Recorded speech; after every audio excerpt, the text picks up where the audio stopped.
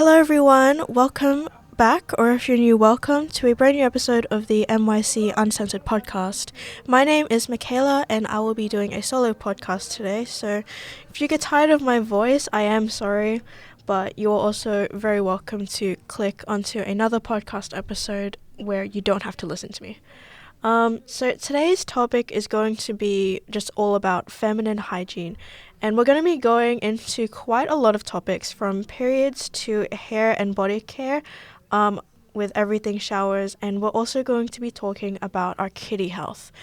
And I'm not talking about your pets.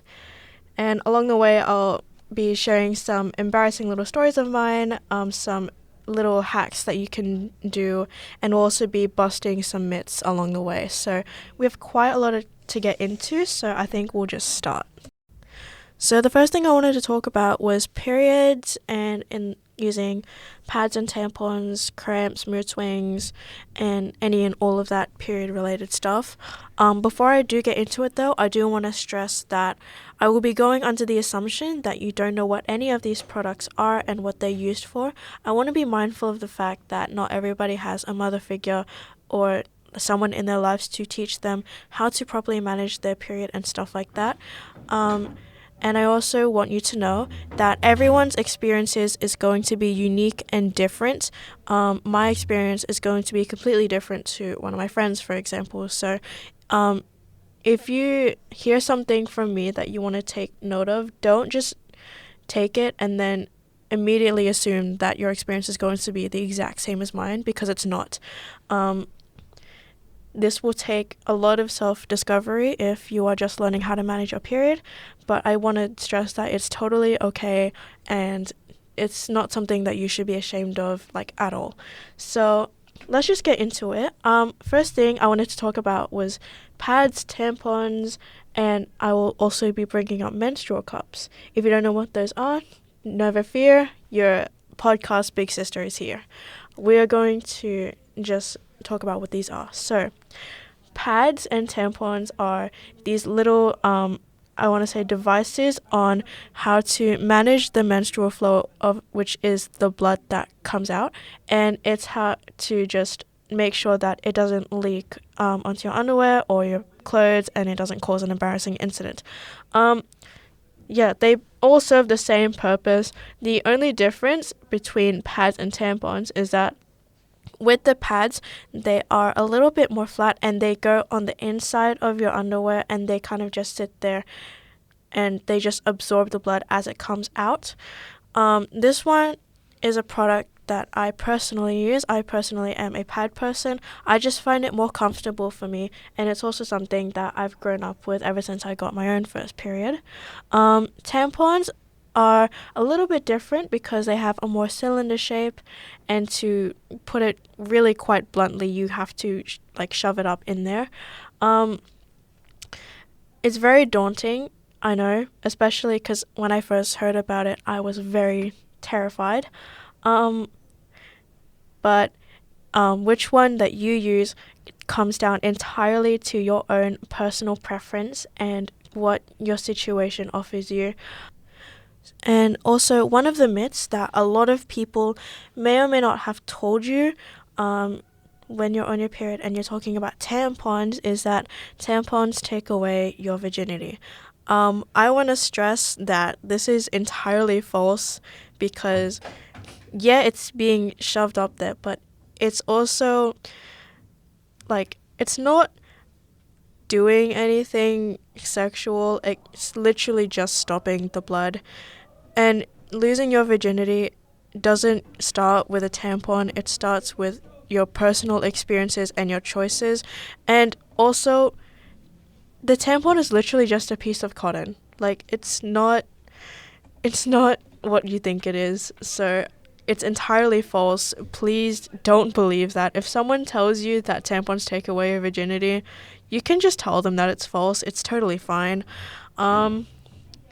But yeah, the third option, the menstrual cup, I had to do a little bit of research on this myself as well because I didn't know what this was. And according to Google, a menstrual cup is known as a reusable bell-shaped device made of silicone, rubber, or elastomer designed to be inserted into the vagina to collect menstrual fluid, that being the blood. So obviously, kind of like a tampon, pretty daunting when I first heard about it because of the fact that it has to go inside as well. But upon further research, a lot of people liked this specific product because it kind of felt like it wasn't there. It's reusable.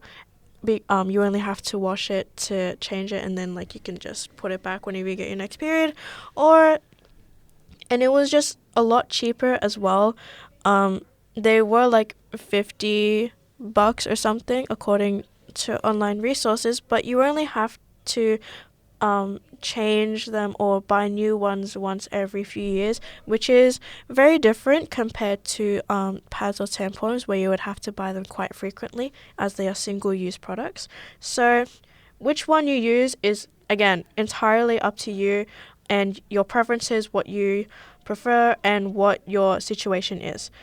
So the next thing I wanted to get into was cramps and mood swings and that.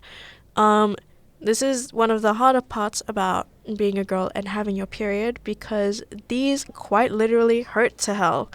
I'm one of those people that gets cramps on their period, and let me tell you, it is a pain. I hate getting cramps. I hate getting mood swings because it just, every time that I get mood swings, my friends look at me like I'm about to go insane, but I have to tell them that I'm on my period, and even then they don't stop annoying. So according to online resources, period cramps, they're very explanatory, but they are cramps and pelvic pains that come with menstruation. And again, that's pretty much very self-explanatory to what they actually are. So the pain of the cramp does depend on your own body. For example, my period cramps may not hurt as much as my friend. It's entirely down to how your body feels and how much they want to torture you that week that you have your period. So some tips how to manage it in public. If you are getting cramps and it is really bad, don't be like ashamed to like take a minute. Like if you need to sit down somewhere, sit down somewhere. It can be the floor if it has to be. Just like your body is going through so much pain. Just make sure that you take it easy on yourself. You can also take painkillers like Panadol and that. They're very easy and they just make the pain go away a lot easier. Another thing that I like to do to manage my cramps is I take a hot water bottle and I press that into my stomach for like the entire day or just however long I need to until it goes away. That's just because I'm a very lazy person, okay? Exercising and like doing that is an option to make it go away if you are more active, but for the lazy girlies such as myself, I will be using a hot water bottle. Mood swings, they'll be a little bit more difficult to manage because it is your emotions, but I think the one thing that I can say is just be more conscious about how you are feeling, because I think we all agree when I say that emotions can make us do some pretty crazy things and can make us say some pretty crazy things. So just be a little bit more careful that you don't end up pissing somebody off, and just be a little bit careful about how it affects the people around you, but how to manage it for yourself, that will be an entirely different thing that you have to discover yourself. I can't tell you how to manage your emotions because it is your emotions. Like, I don't even know how to manage my own emotions, so that's not a good thing to ask me in the first place. But yeah, so hopefully those tips help. And the last thing I wanted to get into that's like period related is what happens if your period is early or late. We've all had that one or 2 days of stress where our period is late or early and we don't know what's going on. Why is our body doing this and deciding to torture me like this? I get the same stress every single time that my period is like 1 or 2 days late. For some reason, I'll start thinking that I'm pregnant, and then I realize, wait a minute, I've never done it with anyone. Why would I be pregnant? But I don't actually get that assurance until I get my period. But surely someone else has had the same experience. But yeah, that's out on the podcast now. Anyway, late or early periods. I don't really know how to tell you what they are. I can't tell you what's going on with your body if it's late or early. What I can try to do is give you some advice though. So one of the main reasons that a period might be late or early is like stress or any kind of hormonal imbalance. Your body is releasing hormones all the time. Like for us as teenagers and young adults, it is just what happens in our body. It is something that happens with puberty all throughout our teen years, something completely natural. Another thing which might be influencing the period delay or being early is changes in your weight or your diet. So if you have suddenly gone on an extremely intense diet, which I want to stress, don't do it because it's unhealthy, that might just be the reason why. Again, you're going to have to do some thinking on your own with this one. This whole topic of feminine hygiene has a lot to do with knowing your body and knowing why it's doing what it's doing. And yeah, so those are some reasons why it could be late or early. But one thing that I do want to bring up if your period is late is that if you have engaged in sexual activity, it does not matter if it's protected or not. I do want to mention that if your period is late and you have done that, pregnancy may be an option, which before I hear any comments about how protected sex you could still get pregnant, protection in any sexual activity is only in the 90s with its effectiveness. There is still that like 5% chance that it doesn't work or just something goes wrong and you still end up with pregnancy anyway. I do want to assure you though, it is okay. It's okay. If that has happened, make sure that you know for certain before you go around and start telling people, and sit your partner down, have a talk with them about what's going on, and if you want to keep it and if you don't want to keep it, you need to make that decision. If you don't want to keep it as well, I do want to assure you that is totally up to you. That is your choice. Nobody else can tell you otherwise. That is your body. Another thing that I would recommend is getting some trusted help from either a GP or a doctor, just to make sure that your body is totally okay and that there's nothing wrong. So those are the possible scenarios of why your period might be late or early. Again, I want to assure any listeners that may be going through any of these that it is totally okay. And if there is the possibility of that last option that I mentioned, that you actually sit down with yourself and think and just handle it maturely and ask for some help. It is not a stupid thing, I assure you.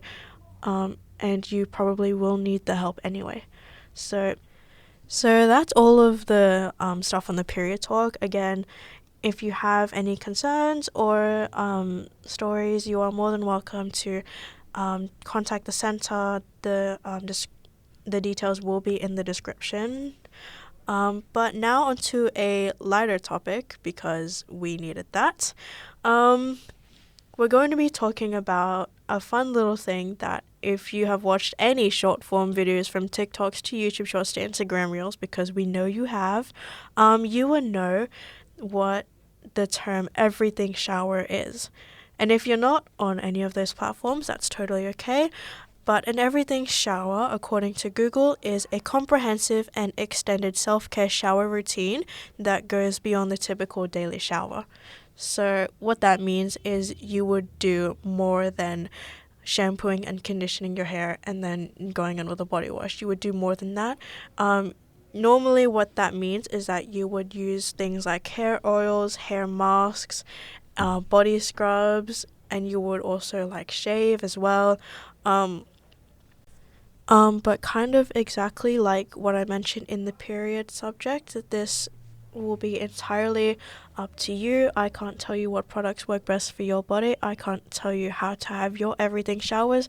Everybody's experiences and everything showers will be different because none of us are the exact same. I will tell you my everything routine though, but again, don't just straight copy me because it just might not work for you. So what I do for my everything shower is that I use a hair mask after I've done both my shampoo and my conditioner, and I'll also use a body scrub as well. And while I'm scrubbing my body, I will also shave my legs. And yeah, I keep it very simple when it comes to my everything showers. I also just take a little bit longer, like I take my time. Like everything showers are supposed to be refreshing, like they're supposed to make your body just feel really nice and glowy, and also just to make you feel good about yourself in your mind. Um, Again, how you do your everything showers is entirely up to you and your body and what your situation gives you. But while we are on the topic of just hair, body care in general, I do want to talk about your kitty health. No, I do not mean your pet. I mean your kitty. You know what I mean, right? Yeah. If you don't, down there. Yeah, we're gonna talk about that.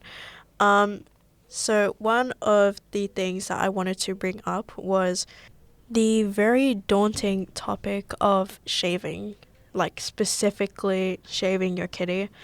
Um, do I do it? Do I not do it? Why would I do it? How do I do it?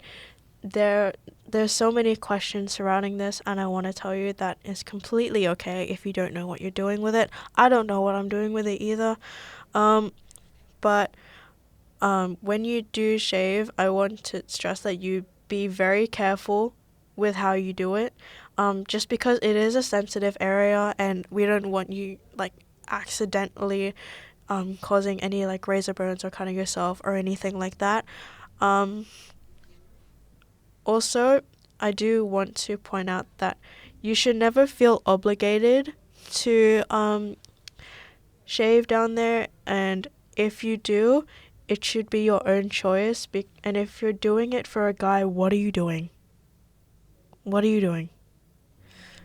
But anyway, let's go into the do's and don'ts of cleaning it down there. So, you do want to be careful again. It is an organ, and she's also a self-cleaning organ, meaning that she's independent, she's a baddie, and she can do it herself. So, that being said, one of the very, very big don'ts is do not put anything up there.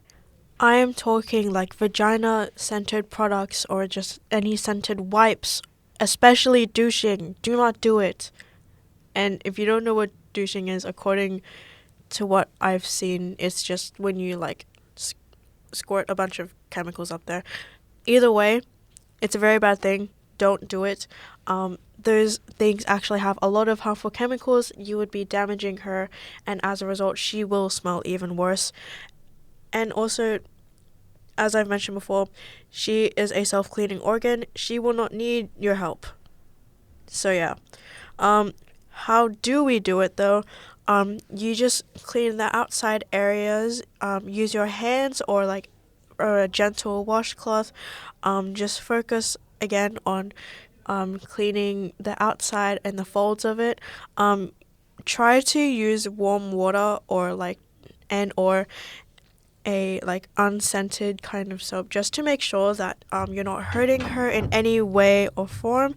And just be really gentle with it because she is sensitive. But yeah, that's kind of the do's and don'ts of like kitty cleaning. So now some tips on just maintaining it from like the outside of the shower. One of the main things is that when you go to the toilet, you wipe from the front to the back, meaning that you wipe from the kitty to just backwards. You know what I mean? You know what I mean. But yeah, don't do it from back to front, or if you do it from back to front, just don't put any of your poo particles in her. She's not gonna like that. She's gonna hate you for it, and like, you could get a UTI. It's a possibility. Take everything I say with a grain of salt. But yeah, it's just not good for her, so don't do it. Wearing cotton underwear is also very good because the fabric is very breathable and it'll just be nice for her as well. What's another thing that I wanted to say? And of course, the usual use protection when you're engaging in intercourse, just to make sure that you don't get any STIs, STDs, nothing like that, or worse.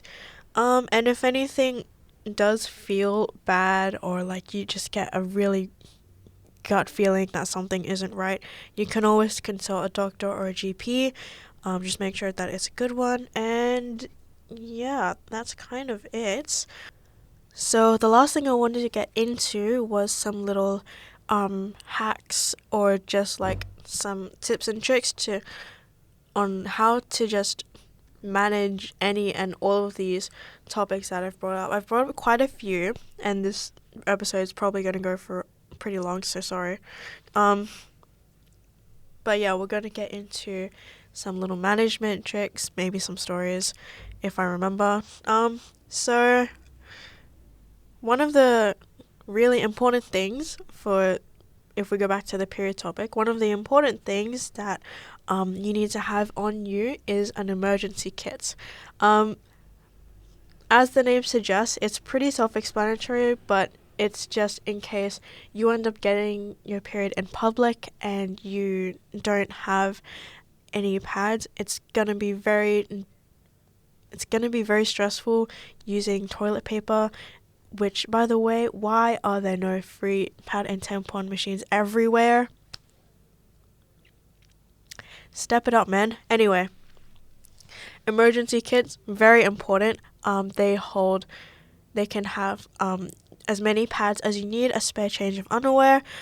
They can also have some painkillers just in case your cramps get really bad, all of that jazz. And if you just bring that emergency kit with you anywhere, you won't feel the need to stress about getting your period in public, which will be very helpful if you are someone like me who stresses a lot. Another hack or just another tip that I do want to bring up is that make sure that you do your research on any products that you want to use before you try them.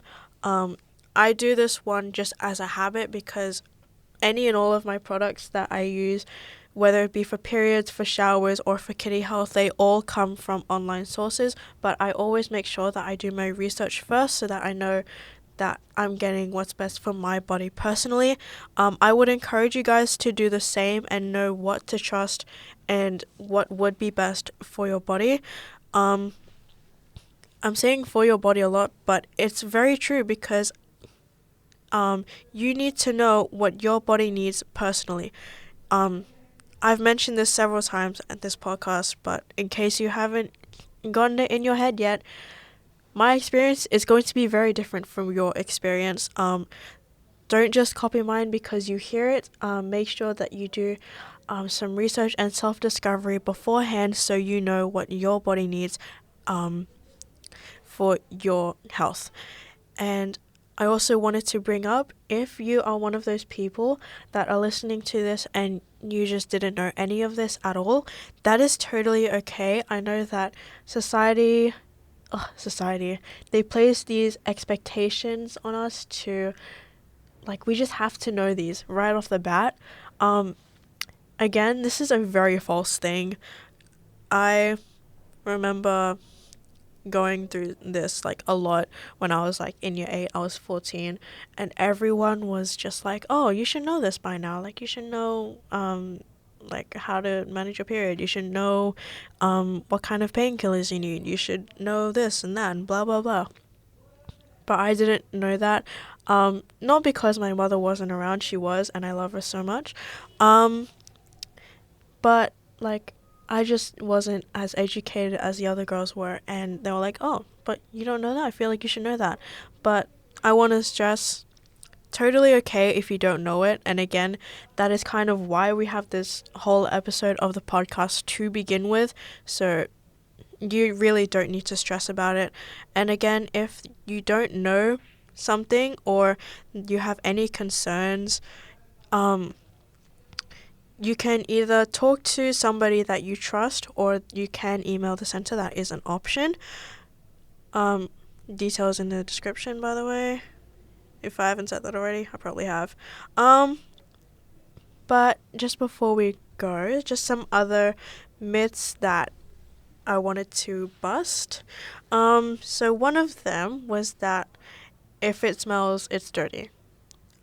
It's not dirty if it smells. I really should have mentioned this earlier, but she's going to smell like an organ, and if that's a bad smell to the other person, it's kind of their problem. But again, there are tips on keeping it clean, as I mentioned before, but also research as well.